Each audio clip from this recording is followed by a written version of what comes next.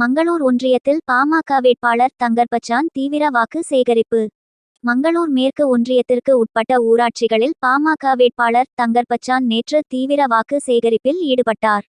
கடலூர் லோக்சபா தொகுதியில் தேசிய ஜனநாயக கூட்டணி சார்பில் பாமக வேட்பாளராக திரைப்பட இயக்குனர் தங்கர்பச்சான் போட்டியிடுகிறார்.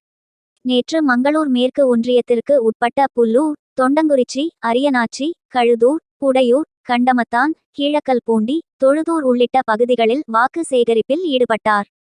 அப்போது பாமக கடலூர் மேற்கு மாவட்ட செயலாளர் கார்த்திகேயன், தொகுதி பொறுப்பாளர் சுரேஷ், பாரதிய ஜனதா தென்னிந்திய பிரிவு மாநில இணை ஒருங்கிணைப்பாளர் ராஜா, பாமக ஒன்றிய செயலாளர் கோபி மற்றும் நிர்வாகிகள் வாக்கு சேகரிப்பில் ஈடுபட்டனர்.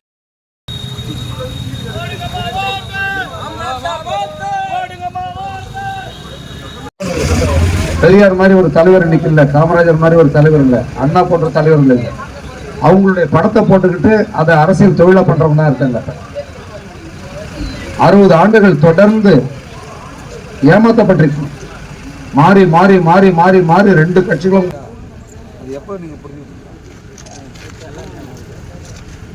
அதுக்காக தான் நான் வந்திருக்கேன்.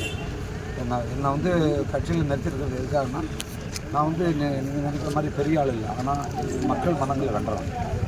நான் தோழர் திருமாவோட சேர்ந்து நானும் அவரும் 17 ஆண்டுகள் ஒன்றா பணியாற்றிருக்கோம்.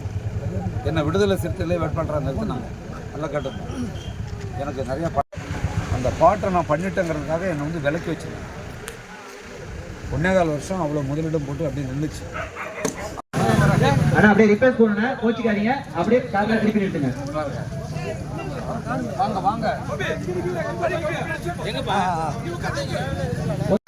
இருக்கிறதுலே மோசமான ஆளை தான் தேர்வு பண்ணிருக்கேன்.